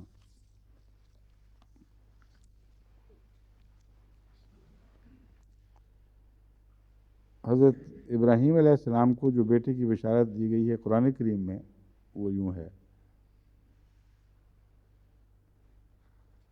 وَامْرَأَتُهُ قَائِمَةٌ فَضَحِكَتْ فَبَشَّرْنَاهَا بِإِسْحَاقَ وَمِنْ وَرَاءِ إِسْحَاقَ يَعْقُوبَ قالت یا ویلتى أَأَلِدُ وَأَنَا عَجُوزٌ وَهَذَا بَالِي شَيْخًا إِنَّ هَذَا لَشَيْءٌ عَجِيبٌ قالوا أَتَعْجَبِينَ مِنْ أَمْرِ اللَّهِ رحمة الله وبركاته علیکم اہل البیت إنه حمید مجید۔ مگر دوسری جگہ حضرت ابراہیم نے جہاں تعجب کا اظہار کیا، وہ بھی تو نکالیں نا، ورنہ ایک چھپا دیں گے ایک اظہار کریں گے۔ ہاں، فَأَوْجَسَ مِنْهُمْ خِیفَةً قَالُوا لَا تَخَفْ وَبَشَّرُوهُ بِغُلَامٍ عَلِيمٍ فَأَقْبَلَتِ امْرَأَتُهُ فِي سَرَّةٍ فَسَكَّتْ وَجْهَهَا وَقَالَتْ عَجُوزٌ عَقِيمٌ۔ ایک اور جگہ بھی ہے جہاں ابراہیم نے بھی تعجب کا اظہار کیا ہے، وہ نکالیں، جب نکالیں گے پھر میں پڑھوں گا اس طرح میں۔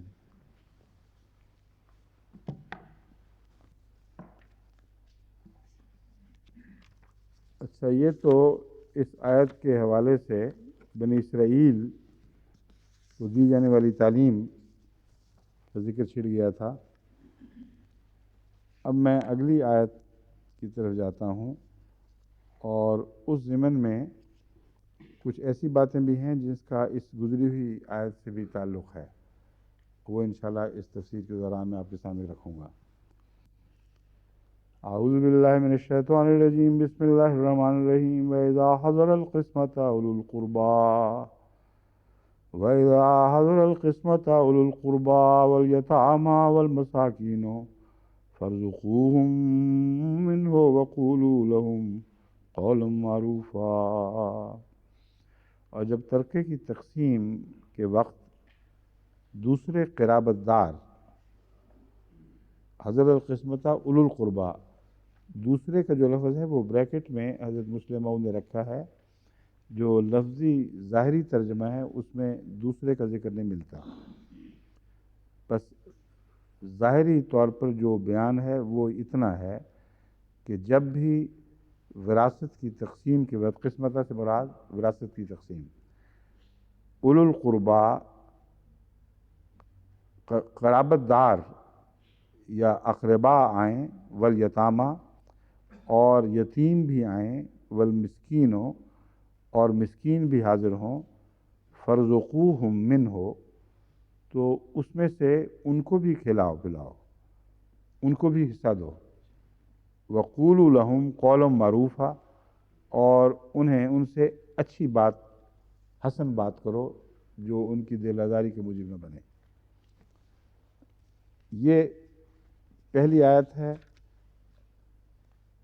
للرجال نصیب مما ترک الوالدان والاقربون، وَلِلنِّسَاءِ نَصِيبٌ مِّمَّا تَرَكَ الْوَالِدَانِ وَالْأَقْرَبُونَ۔ تو اس آیت کو بہت سے علماء نے اس آیت سے متصادم سمجھا ہے، اور اس کے نتیجے میں یہ جو غلط خیال پیدا ہوا کہ قرآن کریم کی بعض آیتیں منسوخ ہیں، ان میں ایک یہ آیت بھی بیان کی جا رہی ہے۔ یہ میں نے آپ کو متوجہ کیا تھا کہ اس آیت اور اس کے تعلق میں ایک ایسا مضمون ہے جس پہ فقہاء نے اور علماء نے بہت کچھ بحثیں اٹھائی ہیں، کیونکہ وہ ان کو جو تضاد دکھائی دیتا ہے وہ میں آپ کو بتاؤں پہلے وہ کیا ہے۔ وہ کہتے ہیں پہلی آیت سے تو لگتا ہے کہ نصیب ہے، پختہ حصہ ہے، مما ترک الوالدان والاقربون، اقربون جو بھی چھوڑیں گے اس سے، اور والدین جو بھی چھوڑیں گے اس میں کچھ لوگوں کو حصہ ملے گا۔ اولاد کو تو حصہ ملے گا لازماً، اور اقربا کو بھی معلوم ہوتا ہے ضرور ملے گا۔ اگرچہ اقربا چھوڑیں گے کی بات ہو رہی ہے، مگر جب اقربا چھوڑیں گے تو ورثہ پانے والے بھی تو اقربا ہی کہلائیں گے، اس لیے یہاں یہ بحث نہیں ہے کہ کون چھوڑے گا، جس کو ملے گا اس کو اقربا کی حیثیت سے بھی ملے گا۔ اور وہ کہتے ہیں نصیب مفروضہ، یہ ایک فرض والا حصہ ہے جس کا جو قطعی طور پر واجب ہے کہ ادا ہو۔ یہاں یہ مضمون ہے۔ دوسری طرف اگلی آیت میں یوں بات چھڑی گویا کہ ایک طوعی حکم تھا، اور نصیحت کے طور پر فرمایا جا رہا ہے کہ ان کو بھی دو۔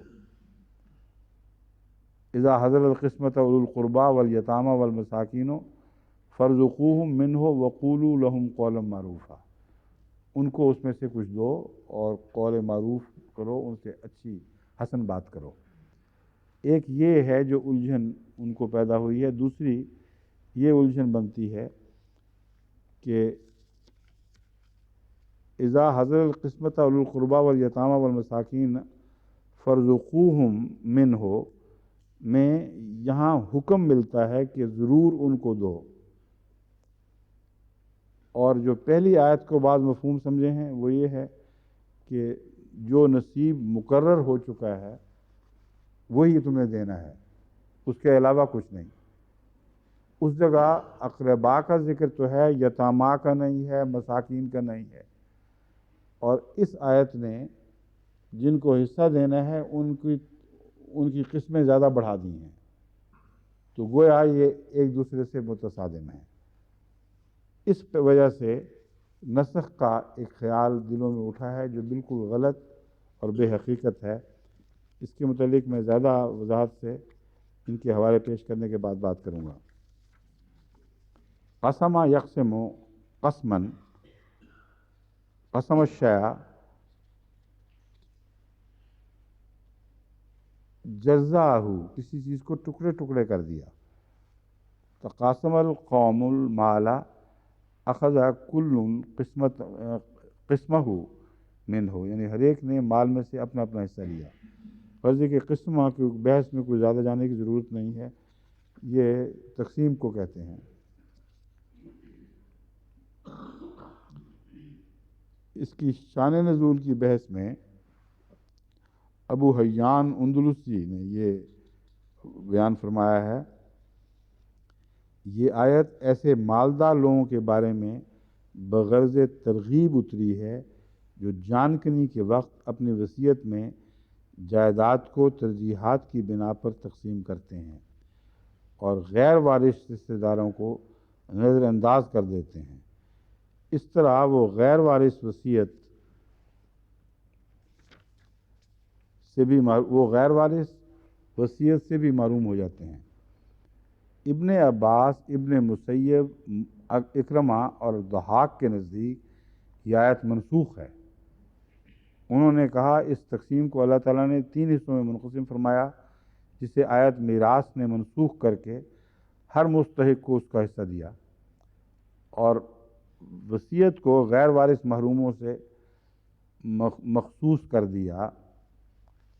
یہ جو مضمون ہے یہ سب فرضی ہے، اس کی کوئی بھی حقیقت نہیں ہے، کیونکہ حضرت ابن عباس ہی کی طرف منسوب ایک بخاری کی روایت قطعیت کے ساتھ اس الزام کو حضرت عباس سے دور کر رہی ہے۔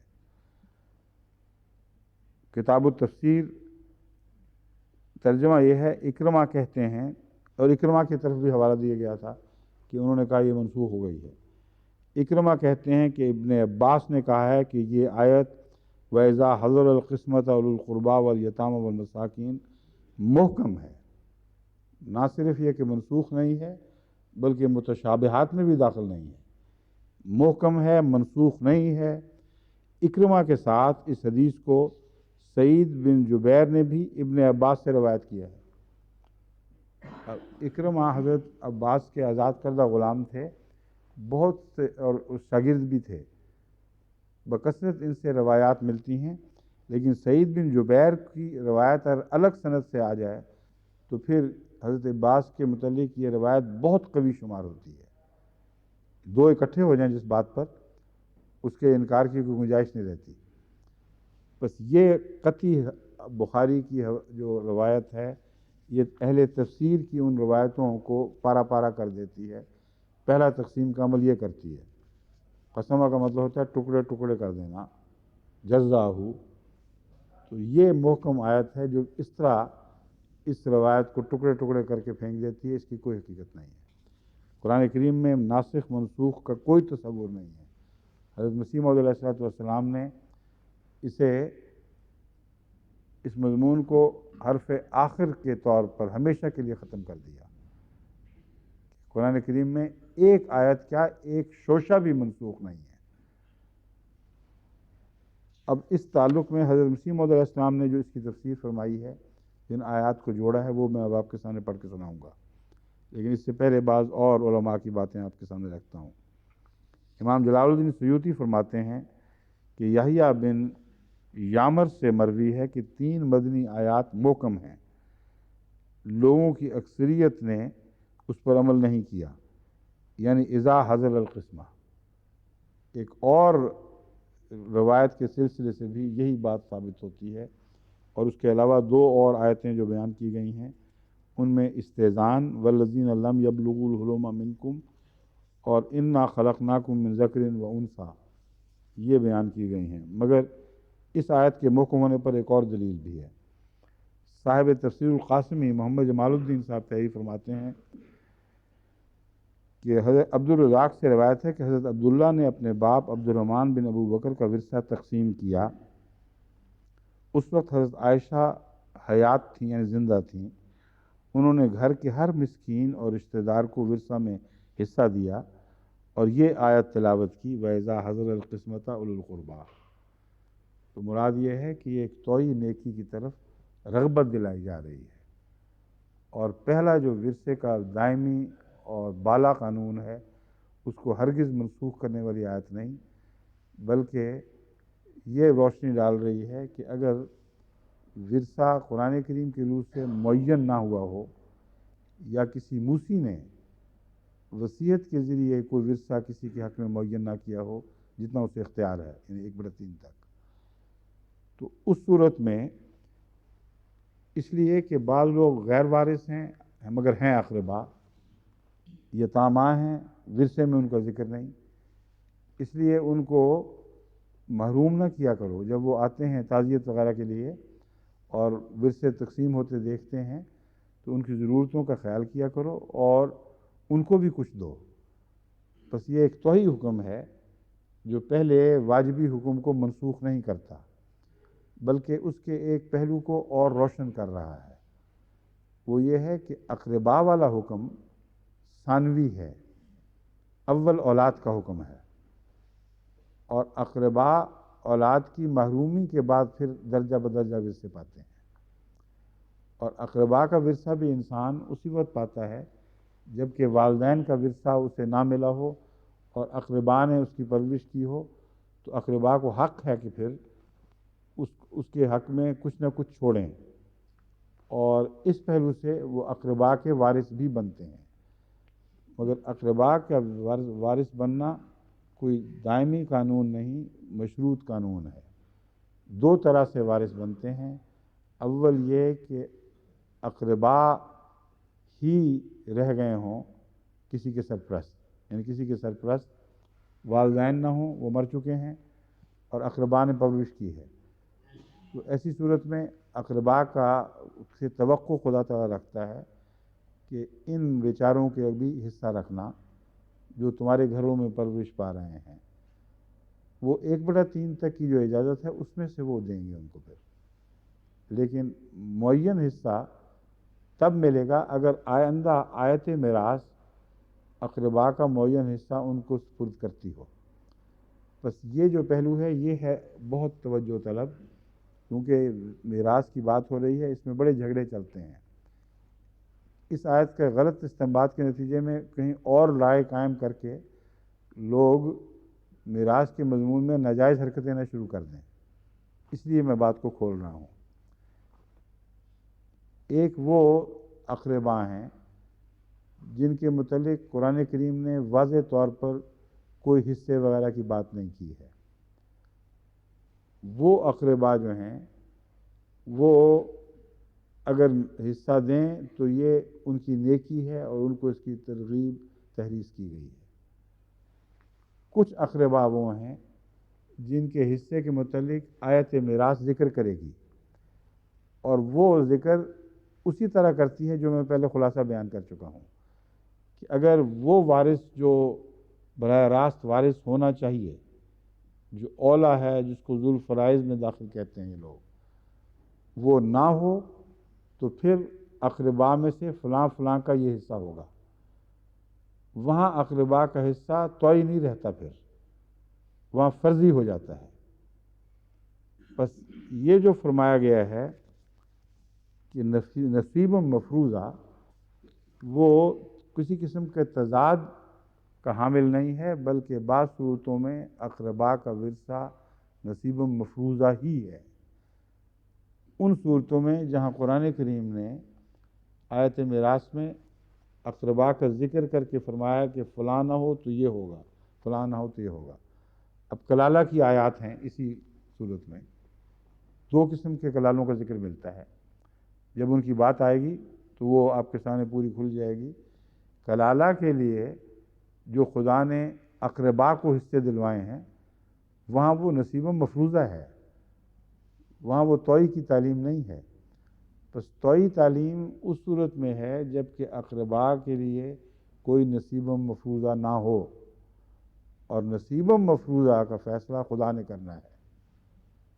اس نصیب مفروضہ کے سوا باقی تمام صورتوں میں اقربا اور یتامہ اور مسکینوں کو جو دینا ہے وہ نصیحت کے طور پر ہے، اور بہت بھاری نصیحت کے طور پر ہے، ایسی نصیحت کے طور پر ہے جس کے عمل نہ کرنے میں بے برکتیاں ہیں، جس پر عمل نہ کرنے میں بعض خدشات بھی ہیں، جو خدا تعالیٰ کی ناراضگی کی صورت میں ان لوگوں کو بطور سزا درپیش آ سکتے ہیں۔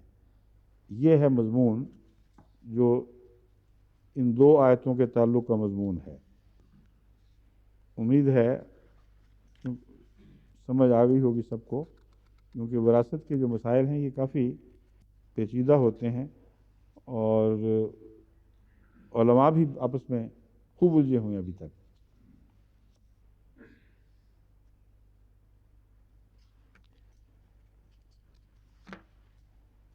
ابن محی الدین ابن عربی نے تو اس کو صوفیانہ رنگ میں لیا ہے، صرف ظاہری بحث ہی نہیں کی۔ امام رازی یتامہ کو مساکین پر مقدم کرنے کی وجہ ان کی بے چارگی اور ضرورتوں کا زیادہ ہونا بتاتے ہیں۔ ان کو صدقات و خیرات دینا افضل اور اجراء کے لحاظ سے زیادہ بڑا اور اجر کے لحاظ سے زیادہ بڑا ہے۔ یہاں جو الفاظ کی ترتیب ہے اس پر گفتگو کرتے ہوئے امام رازی فرماتے ہیں کہ یتامہ کو اس لیے مقدم کیا گیا ہے کہ ان کی بے چارگی ظاہر ہو، اور ورنہ مساکین بھی تو بیچارے ہی ہیں، بیچارے مسکین ہوتے ہی جو بیچارہ ہو۔ پنجابی میں اس کو کہتے شودا، ہاں نمانا بھی کہتے ہیں، ہاں شودا بھی، ہاں نمانا میرا خیال ہے زیادہ نسبتاً زیادہ عزت والا ہے، کیونکہ شودے میں منفی پہلو بھی ہے. کوئی گھٹیا مانگنے کا عادی یا حریص، اس کو بھی شودہ کہتے ہیں. ہاں ہاں ہاں ہاں، لیکن یہاں اس تعلق میں نہیں کہتے. ٹھیک ہے. بیچارہ تو میں پہلے ہی کہہ رہا ہوں بار بار، کتنی دفعہ بیچارہ کہوں تو آپ مانیں گے. اچھا، یہ ہے مساکین کی بحث. اب میں حضرت مسیح موعود علیہ الصلوۃ والسلام کے اقتباس کی طرف آتا ہوں، جو اس مضمون پر، جیسا کہ میں نے کہا تھا، حرف آخر ہے. حرف آخر ہے. مردوں کے لیے اس جائیداد میں سے ایک حصہ ہے جو ماں باپ اور قرابتی چھوڑ گئے ہوں، اور ایسا ہی عورتوں کے لیے اس جائیداد میں سے ایک حصہ ہے جو ماں باپ اور قرابتی چھوڑ گئے ہوں. اس میں سے کسی کا حصہ تھوڑا ہو یا بہت، بہرحال ہر ایک کے لیے ایک حصہ مقرر کیا گیا ہے. یہ جو مقرر کیا گیا ہے نا، جب تک وہ مقرر ثابت نہ ہو وہ حصہ مفروضہ نہیں ہے. اور یہی بات میں آپ کے سامنے رکھ رہا ہوں کہ ایک پہلو ہے ترغیب کا، قرابت داری کے تعلق میں، وہ بھی اختیار کیا گیا ہے. ایک ہے مقرر کیا گیا، وہ مفروضہ ہے، اس کو ہم تبدیل نہیں کر سکتے. جب ترکہ کی تقسیم کے وقت ایسے قرابتی لوگ حاضر آویں جن کو حصہ نہیں پہنچتا، تو صاف فرمایا ہے کہ جو قرابتی چھوڑ گئے اس میں مقرر حصہ ہے. اس سے مراد مسیح علیہ السلام کی یہ نہیں سمجھے کہ از خود ہر قرابتی زبردستی حصہ دار ہو جائے گا. فرمایا ہے جن کا مقرر کیا گیا وہی ہیں جو وارث ہیں.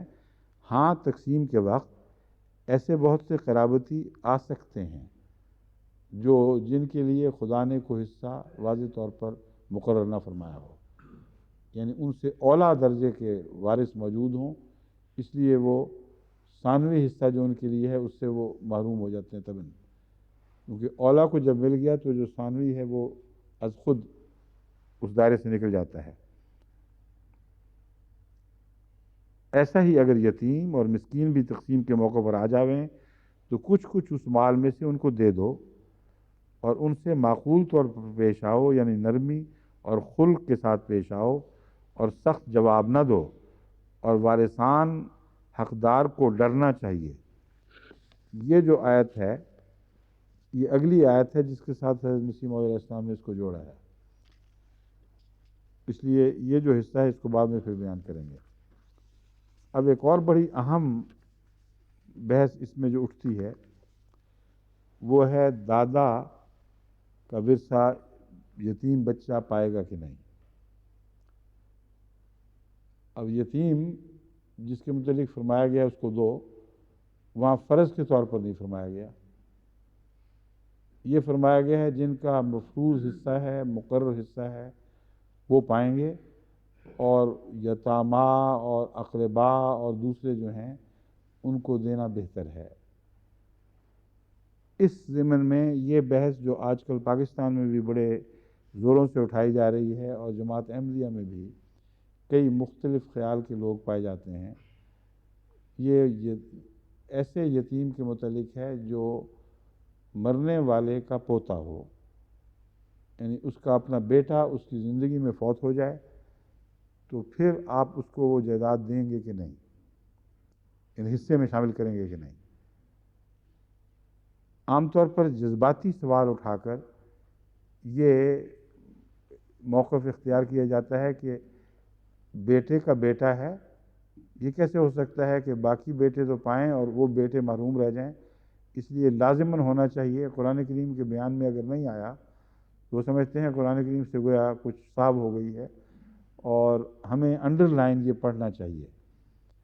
مگر انڈر لائن پڑھنے کی گنجائش کہیں نہیں ہے، کیونکہ یتامہ کا ذکر بھی چلتا ہے، اقربا کا بھی ذکر چلتا ہے. کہیں یہ ذکر نہیں آیا کہ پوتا بھی دادا کا وارث ہوگا. اس کی ایک حکمت ایسی ہے جس کو نظر انداز کیا جا ہی نہیں سکتا.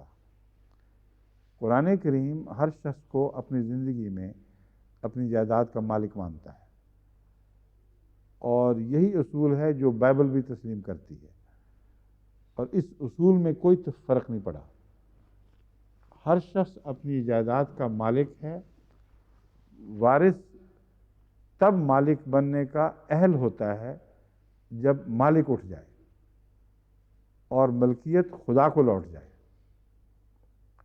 اس کے بغیر وہ از خود مالک نہیں بن سکتا۔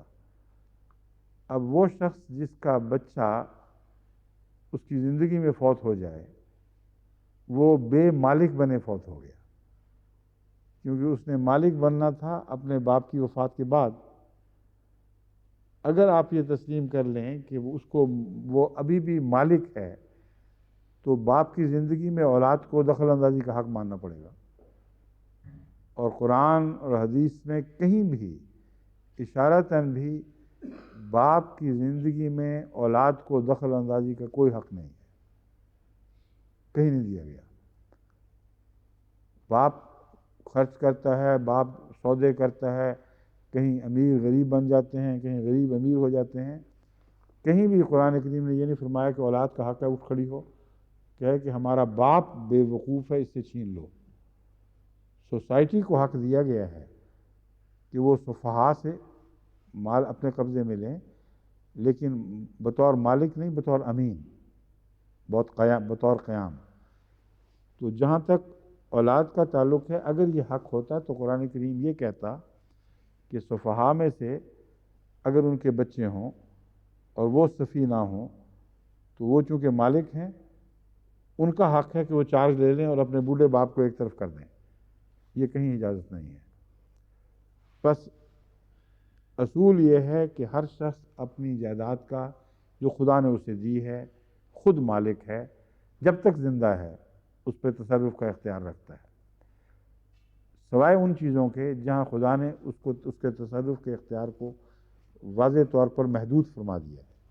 اس کے سوا جو جائز اخراجات خدا تعالی نے مقرر فرمائے ہیں، نفقات کی تعلیم دی ہے کہ یہ کر سکتے ہو، ان میں کوئی شخص اس کو پابند نہیں کر سکتا۔ اس پہلو سے جب باپ مرتا ہے، ایک شخص مرتا ہے جس کی زندگی میں اس کا پہلے بیٹا مر چکا ہے اور وہ وارث نہیں بنا، تو اس کی اولاد کو پھر کس اصول سے وارث بنایا جائے گا، یہ بحث ہے۔ ہاں، جذباتی دلیل حق میں جاتی ہے، اور اس دلیل کا توڑ یہ ہے کہ تمہیں اس بیٹے کی اولاد سے زیادہ محبت ہے بنسبت اس باپ کے جس کا بیٹا اس کی آنکھوں کے سامنے مرا اور اپنے یتیم بچوں کو اس نے دیکھا اور ان کے لیے کوئی درد محسوس نہیں کیا۔ وہ اپنے جائیداد پر تصرف رکھتا تھا، کیوں اس نے اس کو وہ حصہ نہیں دے دیا؟ یہ بات بتا رہی ہے کہ نہ اس نے دیا نہ وصیت کی۔ اگر دے دیتا تو مالک تھا، اگر وقتی طور پر اس لیے نہیں دے سکا کہ وہ سمجھتا ہے کہ اس طرح اس کے اپنے تصرفات پر اثر پڑے گا، تو وصیت کر سکتا تھا۔ بس اس کا وصیت نہ کرنا کسی دوسرے کو یہ حق نہیں دیتا کہ بچوں کی ہمدردی کے اور محبت کے بہانے لازماً ان کو کچھ دلوائے۔ دوسرا، وہ بھائی بھی ہیں جن کا بھائی فوت ہوا ہے، کیا سارا خاندانی ایسا وہ بہیمانہ مزاج ہے کہ باپ مرنے سے پہلے اپنے بیٹے کو مرتا دیکھتا ہے اور اس کی اولاد کی کوئی بھی پرواہ نہیں کرتا؟ آگے سے چھوٹے میاں بھی ویسے ہی پیدا ہوتے ہیں سارے، جو جیسا باپ ویسے ہی بیٹے، وہ اپنے بھائی پر کوئی رحم نہیں کرتے، اپنے بھائی کی اولاد پر رحم نہیں کرتے۔ اگر یہ نہیں کرتے تو ان پر یہ آیت ہے جو ان پر نگران ہے کہ اولو القربا اور یتاما اور مساکین اگر حاضر ہوں گے تو تمہارا فرض ہے کہ ان کو بھی ضرور کچھ دو۔ اس میں اولا وہ ہیں جو یتاما ہیں، اسی لیے یتاما کا پہلے ذکر ہے، اس لیے نہیں کہ بیچارے نمانے لوگ ہیں، وہ تو یتامہ کے علاوہ اور بھی بڑے نمانے ہو سکتے ہیں. کئی کھتے پتے یتامہ ہیں, کئی مسکین یتامہ بھی ہوتے ہوں گے, مگر اصل مسکین ہے جس کے پاس کچھ بھی نہ ہو. تو یہاں حقوق کے لحاظ سے ان کو اول کیا گیا ہے. ایسے یتامہ ہو سکتے ہیں جو تمہارے خاندان کا حصہ ہوں, اقربا بھی کہلاتے ہوں, ذو القربا بھی ہوں اور یتامہ بھی ہوں.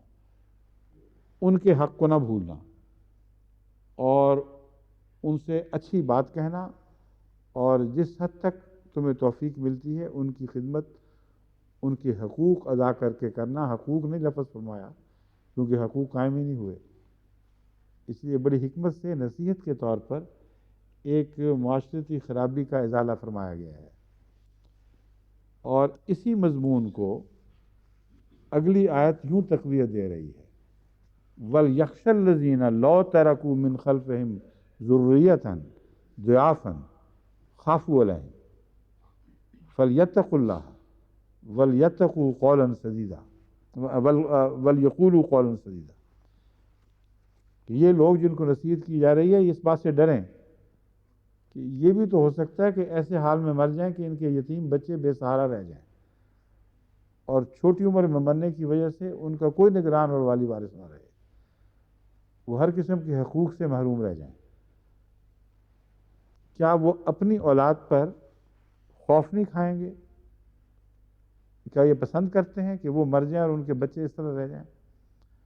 اگر یہ پسند نہیں کرتے تو پھر ان یتیموں کے حقوق ادا کریں جن کو ایک اصول کے تابع ظاہراً محروم رکھا گیا ہے, لیکن خدا تعالیٰ ان کی طرف توجہ تمہیں دلا رہا ہے. عملاً وہ محروم نہیں رہنے چاہیے. یہ ہے اس آیت کا منطوق. ورنہ پھر اگر تم نہیں کرو گے تو یتق اللہ کا مطلب خدا سے ڈرو, ہو سکتا ہے تمہارے ساتھ بھی پھر یہی سلوک ہو. تو نسلاً بعد نسلاً بعض قوانین اپنے طور پر ہی جاری قانون خدا کے بعض لوگوں کو سزائیں دیتے جاتے ہیں, ان کی نسلوں کو سزا مل جاتی ہے اور وہ اس سے فائدہ نہیں اٹھاتے. یہی وہ مضمون ہے دراصل جو دادا پوتے کے تعلق میں یہاں بیان ہونا ضروری تھا. حضرت مسیح موعود علیہ السلام نے بھی اس مضمون پر واضح روشنی ڈالی ہے اس سوال کے جواب میں کہ بیٹوں کی موجودگی میں پوتا محروم الارث کیوں ہے. یعنی صحابہ اس زمانے میں یہ تو سمجھتے تھے کہ مسیح موعود علیہ السلام کا یہی مسلک ہے. یہ نہیں پوچھا ہے کہ نہیں ہے, یہ پوچھا کیوں ہے. عجیب سی بات لگتی ہے. فرمایا کہ دادے کا اختیار ہے کہ وصیت کے وقت اپنے پوتے کو کچھ دے دے, بلکہ جو چاہے دے دے, اور کیونکہ مالک یہ جو چاہے دے دے سے پتہ چلتا ہے کہ وہ مالک ہے.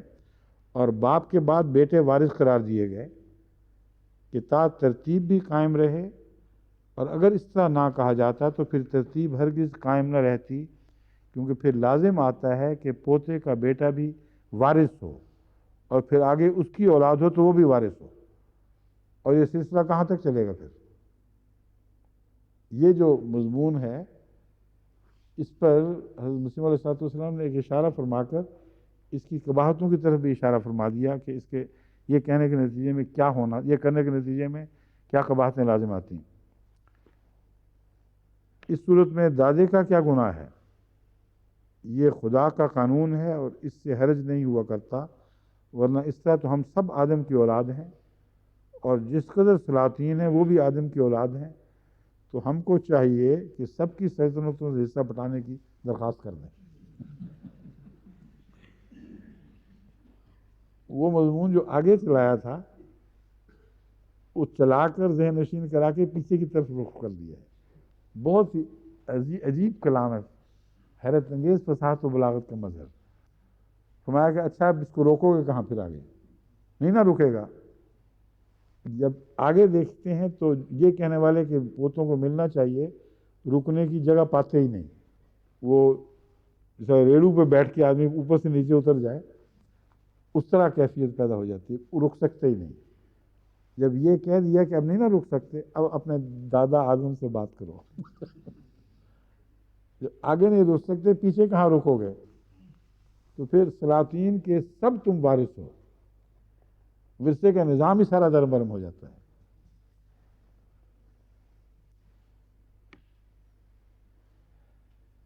چونکہ بیٹے کی آگے فرمایا، ہاں کہاں سے میں نے شروع کیا تھا. تو ہم کو چاہیے کہ سب کی سلطنتوں سے حصہ بٹانے کی درخواست کریں، کیونکہ بیٹے کی نسبت سے آگے پوتے میں جا کر کمزوری ہو جاتی ہے، اور آخر ایک حد پر آ کر تو برائے نام رہ جاتا ہے. خدا تعالیٰ کو علم تھا کہ اس طرح کمزوری نسل میں اور ناطے میں ہو جاتی ہے، یعنی بہنیں ہی برابر کی بات نہیں رہتی، اور اس لیے یہ قانون رکھا. ہاں ایسے سلوک اور رحم کی خاطر خدا تعالیٰ نے ایک اور قانون رکھا ہے، جیسے قرآن شریف میں ہے اذا حضر القسمت اولو القربا. بہنیں وہی بات ہے جو میں آپ کو سمجھا رہا ہوں. حضرت مسیح علیہ الصلوۃ والسلام فرماتے ہیں یہ قانون اس کے ساتھ تعلق رکھتا ہے. اذا حضر القسمت اولو القربا والیتامی والمساکین فارزقوہم منہ وقولوا لہم قولا معروفا. یعنی جب ایسی تقسیم کے وقت بعض خیش و اقارب موجود ہوں اور یتیم اور مساکین تو ان کو کچھ دیا کرو، تو وہ پوتا جس کا باپ مر گیا وہ یتیم ہونے کے لحاظ سے زیادہ مستحق اس رحم کا ہے، اور یتیم میں اور لوگ بھی شامل ہیں جن کا کوئی حصہ مقرر نہیں کیا گیا. خدا تعالیٰ نے کسی کا حق ضائع نہیں کیا، مگر جیسے جیسے رشتے میں کمزوری بڑھتی جاتی ہے حق کم ہوتا جاتا ہے. ٹھیک ہے، باقی پھر وقت ہو گیا. مولوی غلام رسول صاحب راجی کی کا بھی ایک مضمون ہے بڑا دلچسپ، وہ کل پھر اس کی بات شروع کریں گے.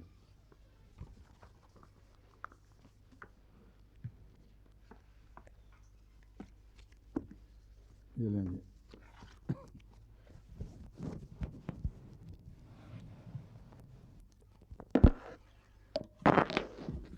السلام علیکم.